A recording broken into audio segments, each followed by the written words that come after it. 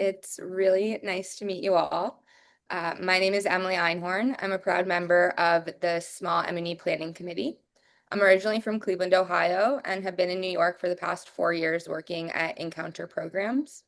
And I'm really honored to be here today with three leaders of the Smol Emuni movement, Esther Sperber, Mikhael Manekin, and Rachel Landsberg. I know some of you have heard about Smol Emuni, and others have maybe even participated in some of our events. No matter what your prior knowledge is or your prior involvement with Smol Emuni has been, we're really grateful that your curiosity led you to this webinar to find out more about who we are and what our vision is. Without further ado, I'm really honored to invite our speakers to share a little bit about how they came to this work and who they are. Mikhael, are you able to start us off with your story and also the origin story of Smol Emuni Israel? Um, sure. Hi, it's really moving to be here in this space. So my name is Mikhael. I'm 46. I live in Jerusalem, where I'm speaking with you guys now, with my wife Yael and our three children, Ruth, Sarai, and Noach. I've been active on various issues which have to do with Jewish-Palestinian relations over the last 20 years. But as an Orthodox person, I never really worked in a space which focused on my community. After the last elections, the day after the last elections, a whole bunch of us in Israel who come from either Dati or Haredi communities, activists who knew each other, who all worked on their own. We sat together and we said, we really need to have some sort of space which allows us to talk about the fact that we're very troubled by what's happening with the leadership of our communities. We want to present an alternative and to give space for that. I think somebody's not on mute. Either way, we decided we'll organize a small conference. We thought around 200 folks will come. 700 showed up for the first conference. We realized there's quite a need. And that was less than 3 years ago. While the country's, as you all know, is going through very challenging times, and for many of us, it's very difficult. I would say that the Smol Emuni is growing sort of exponentially over the last 3 years, and particularly over the last year, with a publishing house, which we started this year, many groups which do Batei Midrash around the country. We have an activist group called Bnei Avram, which does quite a bit of work in the territories, very active in protests and more gearing into issues which have to do with education. Maybe we'll talk about that later. But that's a bit about who I am in this call. So thanks for organizing this, Emily. Really appreciate it. Esther, I think that leads in nicely to where Smol Emuni US comes in and your background. Hi, thank you again, everyone, for joining us. My name is Esther Sperber. I'll talk a little bit about myself and then also about our group here in New York, Smol Emuni US. I was born and raised in Israel and Jerusalem. I'm the oldest of 10. And I came here to New York not really intending to move to the US, but came to do a master's and ended up staying here. And I've always felt like I'm kind of in this liminal space of being both Israeli and American, both Orthodox and fairly to the left of many of my my community. And until, similar to what Mikhael mentioned, until the last government in Israel was elected, I wasn't really involved in activism. I was involved in lots of other good stuff, and supported organizations that I cared about in Israel and here. But when the judicial reform started in Israel, we organized a group that was doing the protests here in New York, which after October 7th became the Hostages Family Forum. And in all those spaces, maybe similar to Mikhael, I was always a bit of an outsider. I was the most Israeli among the Americans. I was the most American among the Israelis. I was the one who kind of understood the Jewish American community more than most of my Israeli friends, but I was also more to the left from all of them. And there was a real sense of loneliness that I'm always speaking about some of the things I care about, but kind of pushing to a future time when we are more able to have a more complex conversation, many other things that I felt about. And that was true and legitimate for those protest movements. And I think that there was a logic to it.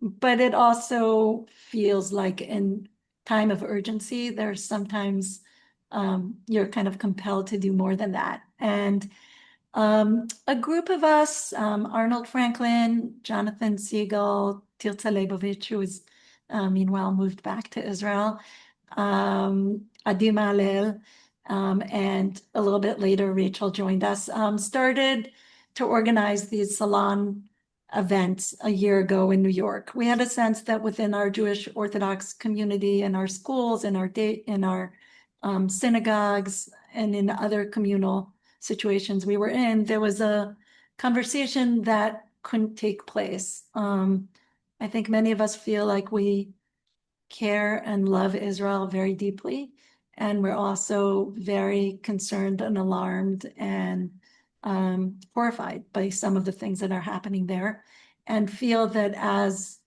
people who care and who feel committed, we need to use our voices to speak up.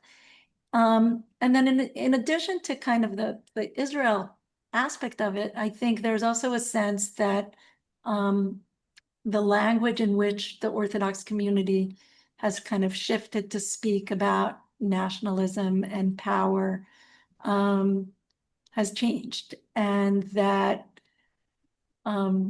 despite the understanding that there are real security challenges in Israel and that and anti-Semitism here in the US that we need to confront, there's also another vision for what our Jewish values and Jewish religion compels us to do, and a version of a traditional Jewish commitment that is based in compassion and in humility and in some suspicion of power and what that does to us.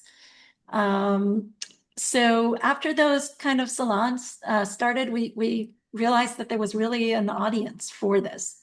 And over 700 people have participated in one or more of the, I think, 17 events we've had since last June. And that kind of gave us a little bit of confidence to follow the Israeli model and see if we could pull off a conference. And around the time that we started thinking about the conference, we felt that we need to somehow to define ourselves a little bit more than just, hey, come hear this great speaker in my living room. And after some interesting conversations, we felt that there was real power in taking on the same name that the Israeli group was using, Smol Emuni, even though it's probably not the one that rolls off your tongue in English the best. But I think it is a way for us to demonstrate our commitment to the work that they're doing in Israel, the peace activism, the Torah learning, and to create a hopefully a bigger movement that is kind of supporting each other. There are, I think, values that we can share and enhance that are very American and or Jewish American, and there are things that we are learning and taking from the group in Israel. So we're really excited that we can kind of share this title. So Smol Emuni US and Smol Emuni in Israel. We can talk more about the conference, but I think I've kind of exceeded my 5 minutes. So I will give this back to Emily to manage us. Well, I'm sure we could all hear you speak for the whole 60 minutes. Thank you, Esther. I really appreciate it. Rachel, if you could share a little bit more about first yourself and then also the conference and how Smol Emuni US has evolved since. Great. I'm Rachel Landsberg. First of all, I'm really just delighted to be, first of all, with Esther, Mikhael, and Emily, but also with this group to get to talk about what it is that we're doing and have you join us. So I grew up in a social justice household. My parents were both involved in the civil rights movement, and that's kind of my roots really are there. After college, I fell in love with studying Torah and Shabbat. I went to Israel and studied at Pardes for 2 years. I came back and came to New York City, where I am now, and studied at Drisha for 3 years. And I'm a Jewish educator. I've been working in Jewish schools for 20 years. I'm here in New York City, including the Heschel High School, teaching Judaic studies. And in the past few years, I've also been active in the Jewish climate movement, really thinking about ways to help the Jewish community see climate change as a Jewish issue, and encouraging people to get involved, sharing climate Torah, teaching, organizing, and all those things. So I've been doing organizing for several years, and in the past period after October 7th and the war, really feeling called to get involved, make a change. I would say first and foremost, I'm here and part of Smol Emuni because of really out of love for the Jewish community here in the United States, out of love, connection, and commitment to Israel, to all the people of Israel, Israelis, Palestinians, and really this sense of heartbreak, and that this is the time for us to step up, to find our voices, and to try to make change. And that's the second reason why I think I'm here, is because I really believe in the power of people to make change, that we come together, that we're in community, that we find our voices, and that we fight for our version of Judaism and what we think is right, and that we have a vision of what the world could look like. And I think that's actually a very Jewish thing. So when I joined the Smol Emuni group, which didn't have that name yet here in the United States, in the Salon events, we were getting 30 people, 40 people. Our biggest event, we had 70, and about, I don't know, 8 or 10 salons in, Esther said one day, I think maybe we should have a conference. And we decided to have a conference, not knowing how many people would show up, but feeling like we really wanted to go to the next level with the work that we were doing, trying to get out our speakers, our voices to more and more people. We had a space for 175. We didn't know if we'd fill the room. About 2 weeks before the conference, we outgrew our space. In the end, we had 400 people who joined us, in person, and about 400 online. And I just want to say two things about the conference. First is, by design, the way we really thought about the conference was, how do we bring together American Jewish voices, Israeli Jewish voices, and Palestinian voices into the conversation? That we really wanted to have Palestinian voices join us, that in order to have these conversations and think about where we go next, we needed to have a better understanding of what's going on the ground, and what the perspective is. That obviously there's many perspectives, but what are some of the perspectives of Palestinians? So we had a conference where we got to really do that. The second thing about the conference I want to share is that there was just a real feeling of relief in the room, in person, people joining, and we had really a diverse group, generationally and different backgrounds, filling the room, but that people had felt isolated and felt like they were lone voices in their communities. And it was an opportunity to really come together and be in community, and not all agree on everything, but to really be engaged in a very important conversation from a place of love. Well, thank all three of you really for those beautiful introductions. Before we get into the conversation, I just want to let all of our participants know we have a Q&A feature. It should be on the bottom right-hand side of your screen, and we've allotted about 15 minutes of time at the end of this conversation for your questions. So if anything that the three speakers just said or are about to tell you about prompt any questions, or if you came with any questions, feel free to add them there and I'll ask them later on. So now I'm really gonna invite the three speakers to have a bit of a conversation, lightly moderated, but to start us off, I'm really curious. I know that the last 2 years and even just the last decade have really highlighted the differences in Israeli and American Jewish society at times, and I'm curious how Smol Emuni US and how Smol Emuni Israel interact with each other. It's the same name. Is it the same organization? Are the two of you on staff meetings together? Just curious if the two of you could talk a little bit more about that relationship. Want to go first, Esther? Go for it. I'm going to learn something. Okay. I'll say sort of general about the relationship. I think there's something very comfortable that there is a relationship around community and Torah, which creates a common language, which is not only about a specific perspective about politics at a specific time. And I feel that one of the things that makes it much more easier for a lot of us to communicate with each other is that there's a robust world which isn't only related to um, politics. Of course, there is a political dimension, but there is an entry point which allows for dialogue and allows for an understanding of shared space. We are two completely separate entities. And in fact, Smol Emuni in Israel is building quite a few entities now, which are completely separate.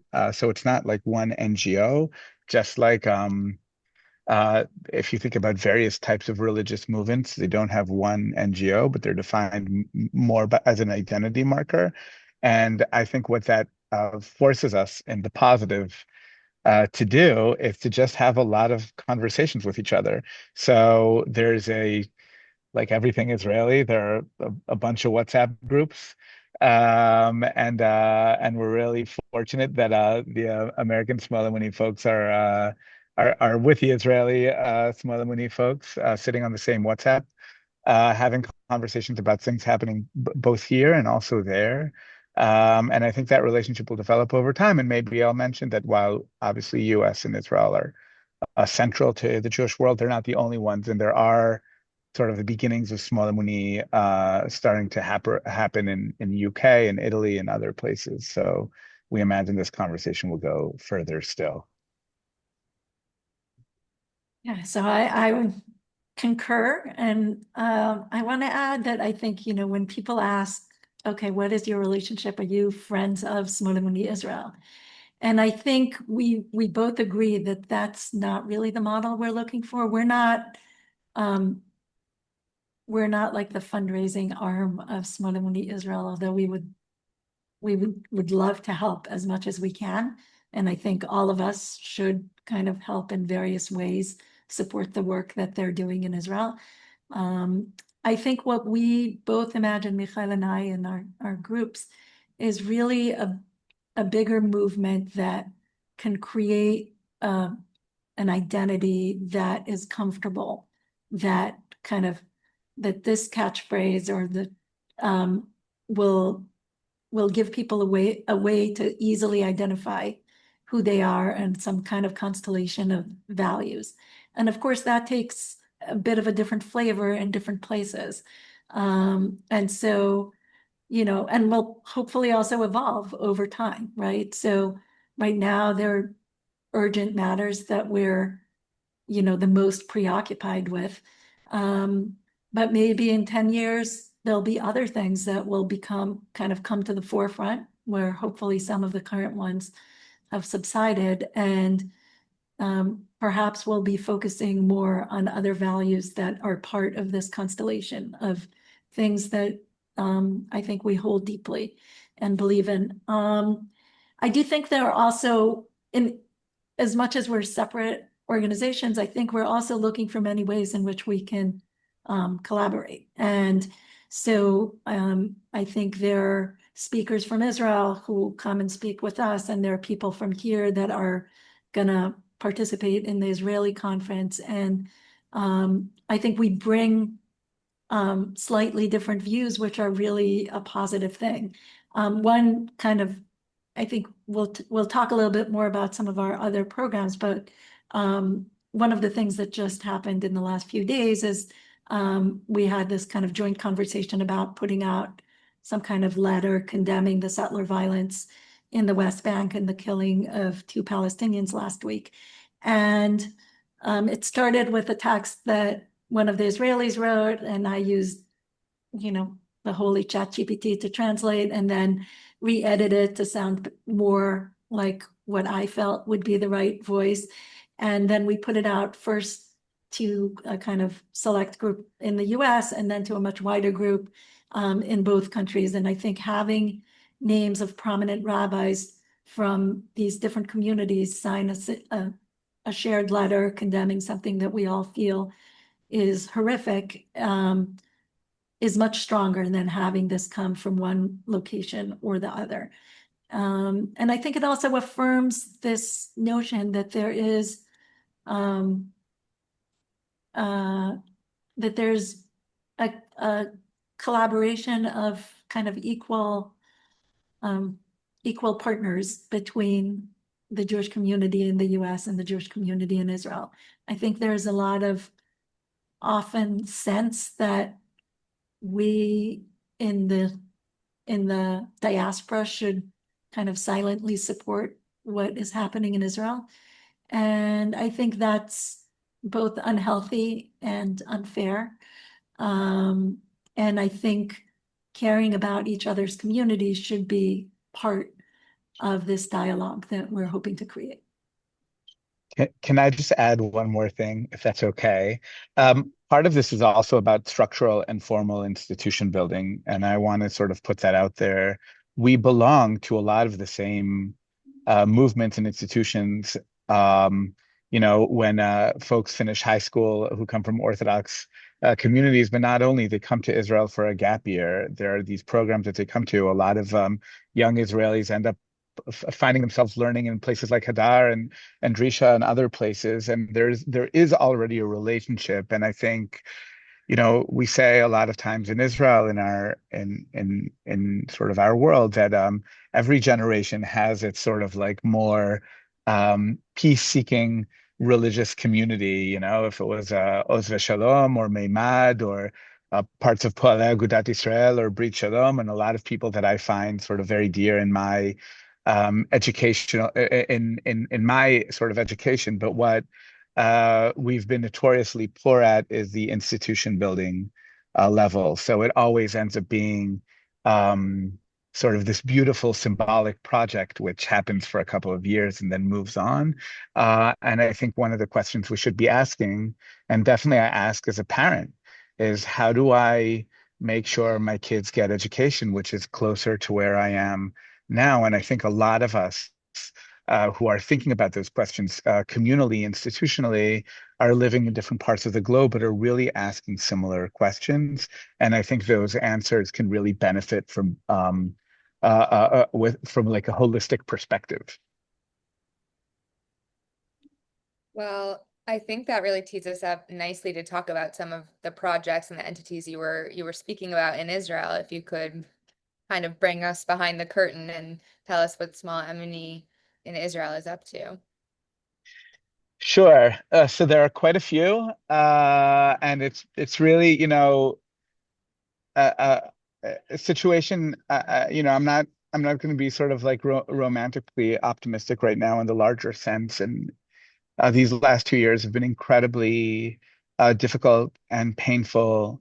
We always talk about sort of the criticism element, and there's definitely quite a bit, but just from the very basic fundamental sort of living here is challenging. And that being said, I think there's a lot of beauty which is being created, and we're happy to be sort of within that process. So I would say that the Smol Emuni operates on a couple of different fronts.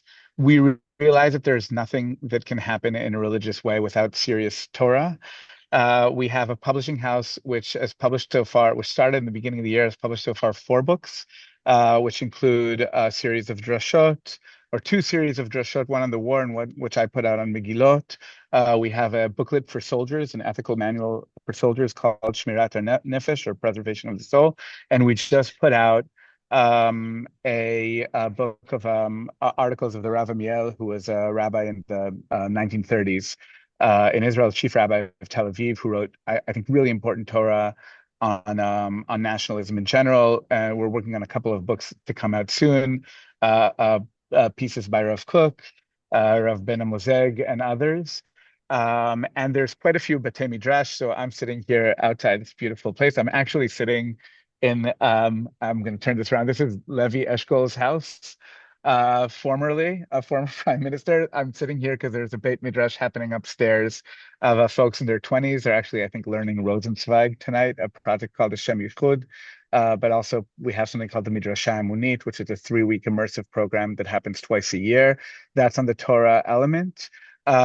We have quite a bit of activism. So other than the protests, which are happening regularly, we have a group called Bnei Avraham, which have been getting, for challenging reasons, have been getting a lot of press recently, doing a protective presence work in the Jordan Valley in a place called Ras El Ain Uja, and Muarjat, which is a village which actually just needed to, we hope, temporarily leave because of settler violence. So we have folks who are doing quite a bit of direct action work. Actually, on Shabbat, they do full Shabbatot in Jordan Valley. Once even were able to put up an Eruv before, but really asking also, I think, questions of what it means to be sort of a justice-oriented religious individual in this work. And that was also what Esther was mentioning regarding the letter. And I'll put a link soon of a piece that came out of the mini site of Bnei Avraham, they just had a large piece of them about them in I think it was Channel 12 News in Israel, with some English subtitles. So there's quite a bit of activism which happens as well. There is an education component. So we're working on building an official gap year program in Israel for folks who are finishing high school here, which happens through the state. We have a seminar for teachers who teach at both religious and Haredi schools happening in the end of July. In a project called Hazorim, which is happening now. Quite a lot of work doing policy on teacher training. And lastly, there's our yearly conference, and I think this is the first time I'm saying publicly, which will happen on the 9th of September, our third conference. The first conference had around 700 folks, the second close to 1,000, and we hope to get it even a bigger crowd, Bezrat Hashem. This year it happens in Heichal Shlomo, next to Beit HaKnesset HaGadol, in Jerusalem, and if anybody's here during Elul, you're invited. There are events happening more than once weekly, and I would say over 150 folks who come to our events on a monthly basis. There's quite a bit happening here, but also because of the feeling is that that it's really important, like Dafka now, to have a voice doing this type of work. So that's a bit about just a what little we're doing bit here. Just a little bit, yeah.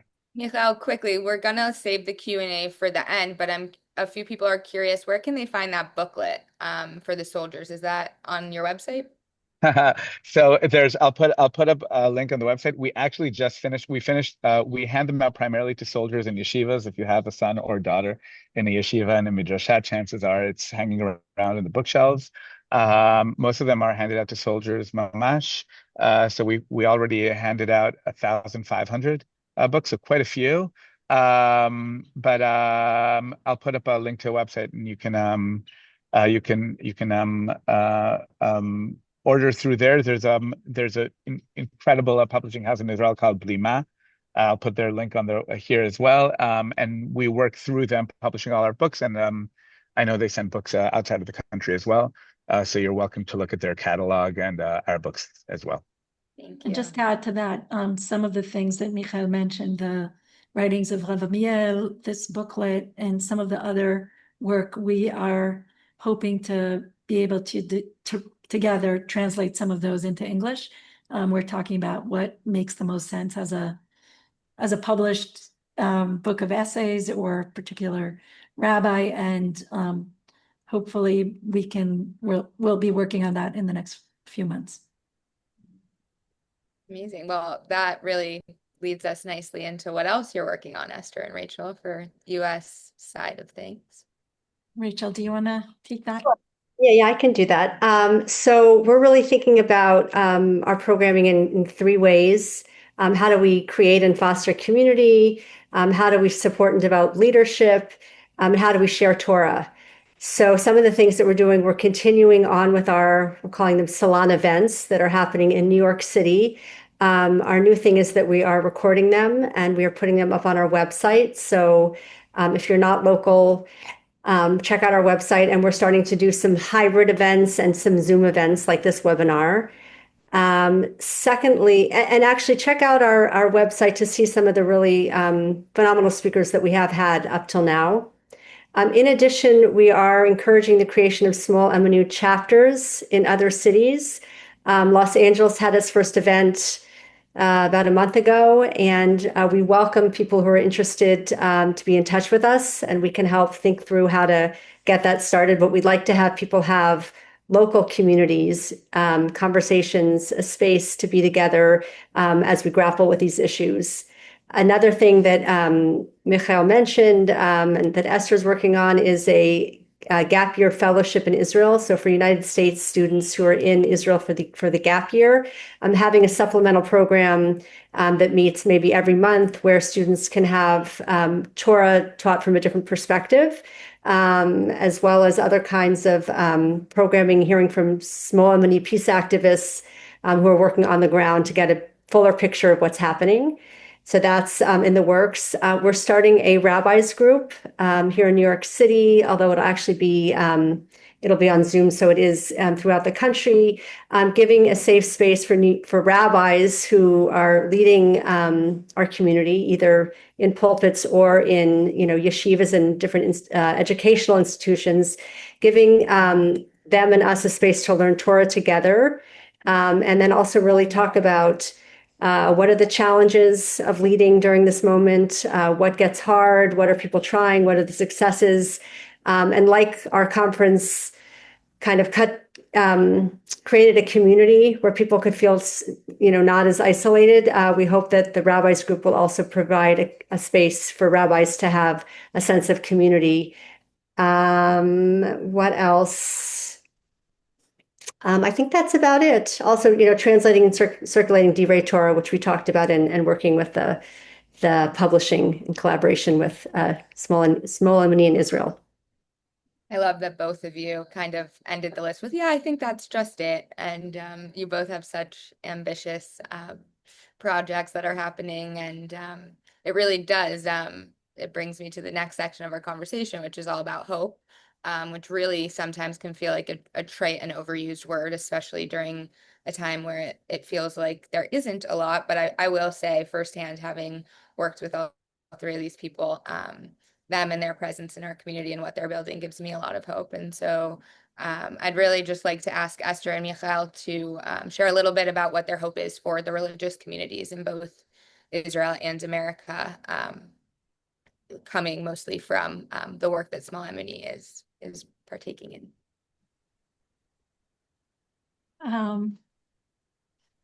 I think, in our conference, someone said, I think it was maybe David Myers, asked something about optimism, and Knesset member Naama Lazimi said something like, I'm a lefty, of course I have to be an optimist, something like that.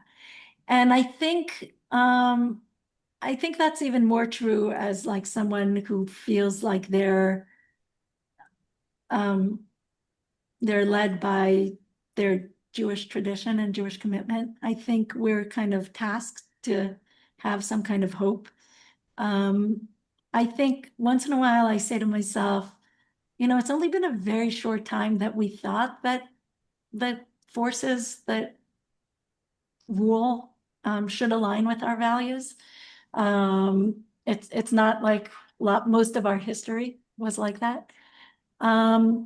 but I think the thing that gives me the most hope, I think, is the kind of excitement and warmth that we have been receiving from people throughout this very short process that we started, a few months ago, or a year ago and 4 months from the conference.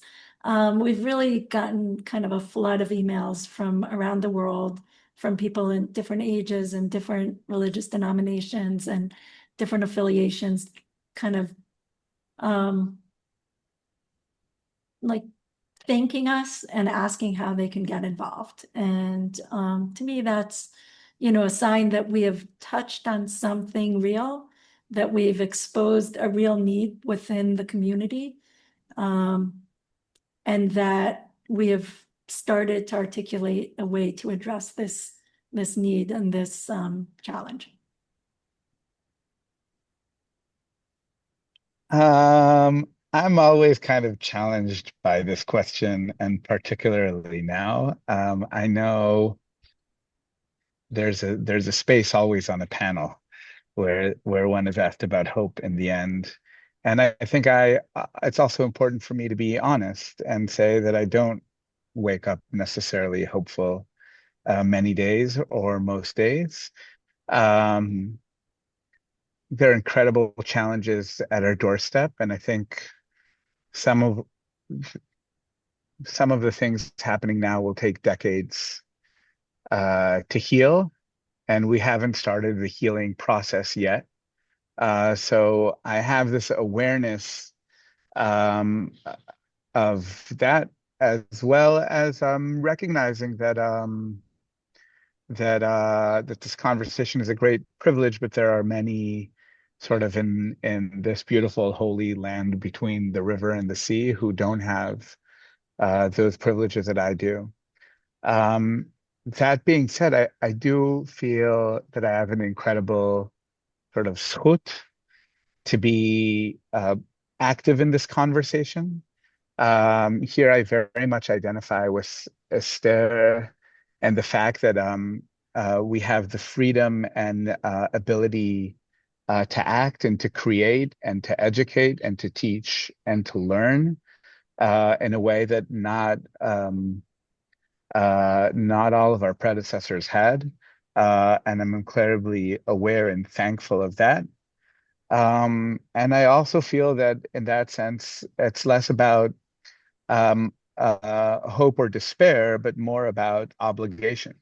That there is an obligation to act. That is, I think, the fundamental tenet of being a Jew is that the obligatory nature of living. The fact that I choose not to be, some of you know me on sort of, I saw pictures of people on the Zoom. I'm a very happy person. And I think that sometimes people say, oh, why are you sort of pessimistic? And I try to explain that there's a difference between being happy and being optimistic. One can be very happy and still sometimes be pessimistic. But I think that happiness comes from a place where I do think it's an incredible privilege to do what we do, and also it's thoroughly enjoyable. The fact that one can build a Beit Midrash is just thoroughly enjoyable, and the fact that you can act is thoroughly enjoyable, and for me, the fact that I can raise children in Jerusalem is thoroughly enjoyable, and that's something that it's important to sort of hold in this conversation. So I hope that answer is fair. But I'd like to hope that at least it's honest. I want to jump in because I think you're right, Mikhael, to also, and I think the piece of obligation, I think, is also important to voice, not only vaguely, but also in very direct words, that horrible things are happening in the land of Israel. There's a terrible, terrible war happening in Gaza. There's terrible violence done by people who claim to be speaking in our name in the West Bank. And there's a historical problem that didn't start on October 7th. that we haven't figured out how to solve. And I think, it's important that Mikhael brought it up. I also always hear Tirza Leibovich, our colleague's friend, voice in our head who always says, yeah, it's lovely that you're creating community, but people are dying. And so I think it's fair to name that before we move on to happier questions and answers. I appreciate that. And on the note of, I guess, happier questions, but also holding that, Rachel, I'm just curious if you could talk a little bit more in the US perspective amidst all of this despair and heartbreak. It does also feel like a trite question, but I know there is a lot of hope in this work. What brings you hope?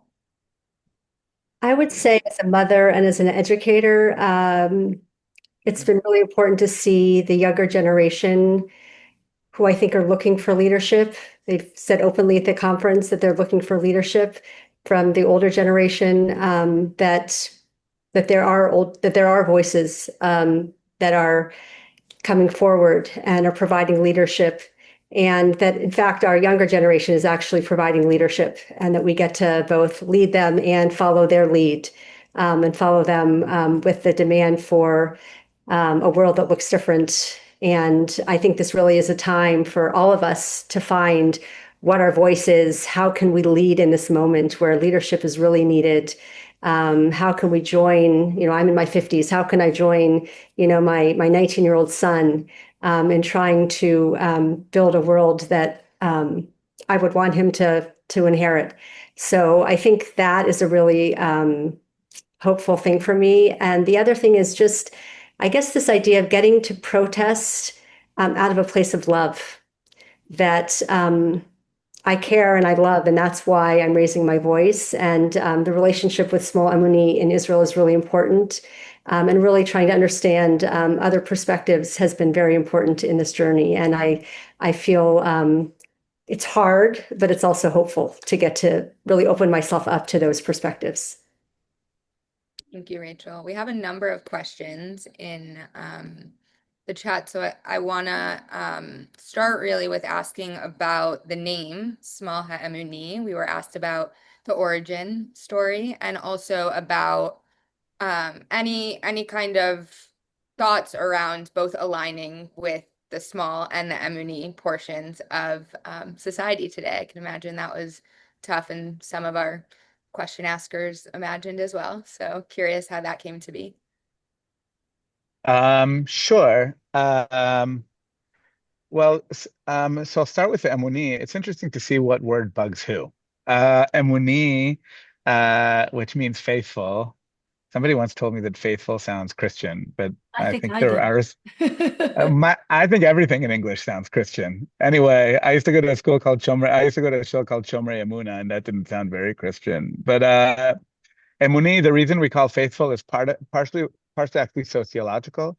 Dati or religious means like modern Orthodox in Israel, and Haredim don't identify as Dati, but rather as Haredi, and Mesotim, which are a large group of traditional Jews in this country who are also part of the leadership of what we do, also wouldn't necessarily identify as Dati. And we felt that Emuni is what defines all of us, that our politics come from our faith in Hashem, in our tradition. Smol was also largely because we felt that for a very long time, the position of Jews who seek justice in our religious communities was to try to moderate the voice of the right. And while that was a noble attempt, over time one forgets who one is, in the sense that if you're constantly trying to think, how do I just not rock the boat too much? How do I not say exactly what I mean in order to make the community that's moving more and more to the right sort of comfortable with my position? Over time, you just don't sort of exist anymore as your own position. And I think it needs to be stated that somebody like Rav Amital, I don't think can be sort of can grow up in today's political environment. שלא לדבר על people like, Professor Avi Ravitsky or Leibovich or people beforehand, such as Ernst Simon or Rabbi Binyamin. There's a culture of not saying what we think, and for us, saying small from the get-go is to say like, listen, we're putting out who we are, and let's have a conversation respectfully about what that means. I have a lot of problems with that word. I have a lot of problem with both words, but we felt that as words go, it's the closest. And I also maybe lastly will say that I think that's a lot of times how religious people engage. So also religious Zionist is a word that has a modern ideology related to a word which defines who you are religiously. Poalei Agudat Israel, also a word which means something at a certain time in terms of ideology, stuck to a word which means something communally. So I think that's where we were coming from. Thank you. A number of our questions were along the lines of asking how Smol Emuni, both in the US but also in Israel, works with or collaborates with a variety of different, I think the question said in many cases, other left-wing Jewish organizations. There were questions about Trua, JVP, Rabbis for Human Rights, Halachic Left, etc. Curious about different, I mean, I know our conference highlighted a variety of really amazing leaders. I'm curious how both Smol Emuni US and Smol Emuni Israel are thinking about various partnerships. I'll answer the Israeli side and then I'll move it to you, Esther. I think look, there's a ton of crossover. I grew up in sort of I grew up in the anti-occupation sort of world. There are people here who come from LGBT organizations, from feminist organizations, and or from labor union work, or from teachers' rights, or from there's a ton of crossover. And also, I would say in the Smol Emuni, there are people who feel more, who are more quote unquote radical, and people who are quote unquote moderate, and that's fine. I don't think we're at a time now where this sort of is he exactly who I want? Is she exactly what I want? It's sort of not. Uh, I just think the situation is too dire now to focus on. Wait a minute, but she said that, he said this. So there are conversations that I feel more comfortable and conversations that I feel less comfortable. But the general gist is, um, we need to be able to promote a language of equality and freedom, of justice and dignity in the land. And we need to promote a language of Jewry, which isn't sort of so preoccupied with ethnic supremacy. And there are people who will be a bit to the right of us on that, and there are people who will be a bit to the left of us, and that's fine. But I just feel so much organizational energy is given to that. And I think once you put that on the table, usually you get along with most people. So that's at least our sort of process in this, and temperament, I would say, in this. I'm thinking of it also a little bit. I think there's a big picture. Obviously, there's a power in fewer big organizations, but there's also a power in organizations in which you feel comfortable, you feel like you belong. I think,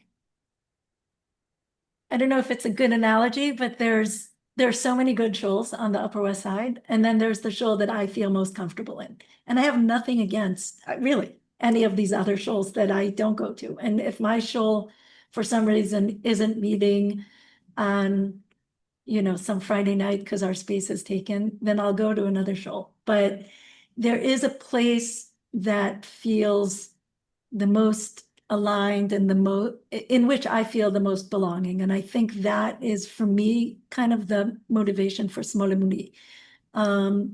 I think I want to talk less about other groups and more about ourselves.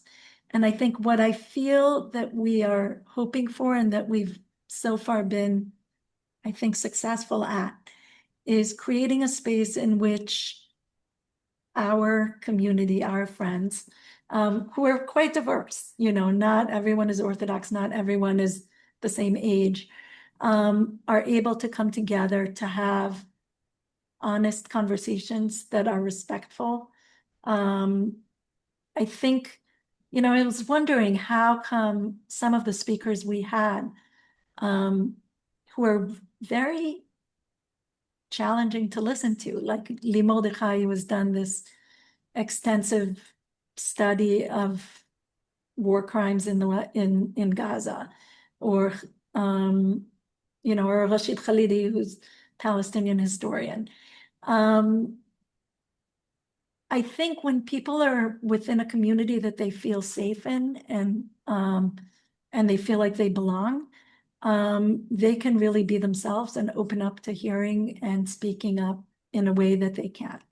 So I think our goal is to find a place that can become that space for us, Jews that kind of share those same values that Mikhael talked about, dignity of all people and rights, and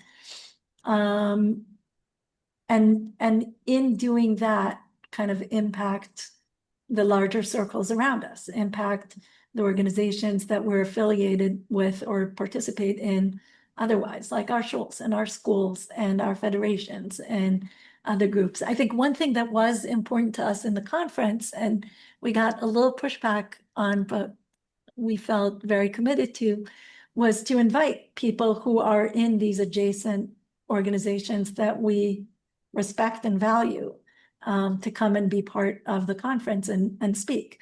And so in the same way that we had Palestinian voices who are clearly not exactly the main constituency of Smol Emuni US, we also had people from Halachic Left and people from Trua and people who identify as Orthodox and people who identify as maybe traditional Igal or otherwise. So, I don't know if it's a ideological answer, but it's an answer that feels truthful to me. We appreciate that. We received a number of questions about how to get involved with Smol Emuni Europe, LA, all of these other smaller chapters that are, God willing, going to be popping up all over the place. So I'm curious if you could tell us just how to keep in touch with all of the exciting updates. So I think one thing that before that maybe I need to add is that, we kind of, in our email, we promised a big surprise or something, big news. And I feel like we before we get to how to get involved, we want to share a little bit of that, which is that up until a few weeks ago, we were a completely volunteer-based grassroots organization with no budget or fiscal sponsor or structure of any kind. And we're still hoping to keep much of that energy. And we have like an amazing team of volunteers who do a lot of the work. But we do finally we have come to the conclusion to do the things we want to do. We also need to get some funding. And in order to do that, we needed to formalize our organization. So we have a new fiscal sponsor, and on our website, we have a new page in which there are multiple ways that one can donate, both to Smol Emuni in the US, and also there's a link there for anyone interested in how to donate to Smol Emuni in Israel, with words in English on that page. Rachel and I are committed to spending much of our time doing this work, both because we love it and because we feel like it's, as Mikhael said, kind of urgently needed. And so how to get involved, I think that's much easier. I'll let Rachel or Mikhael or someone else. Rachel? I can say a few words about getting involved. First of all, we want you. We welcome your help, your voices, your ideas. We do rely on volunteers. So if you're, tech savvy or interested in social media or are a good editor, if you're interested in starting a Smol Emuni chapter, please reach out to us. We have email contact information on our website. We really rely on that help. And in addition, I think it's a great way to kind of counter the discouragement that we all feel during this very hard time to get involved and do something. So we invite you to do that, and just reach out, and we'll plug you in. Same. Yeah. Go for it. No, I would just say, well, regarding Israel, I'll put a link now. I think our WhatsApp, the largest Smol Emuni WhatsApp, really on a almost daily level gives sort of actions and things that we're up to now. There are more specific projects that you can find out about so more as well. And I would say regarding Smol Emuni Europe, if you're asking this from UK, Italy, France, France, or Switzerland, feel free to contact me personally. You can do that through one of the millions of links which have been given over the last hour here, and we'll maintain contact.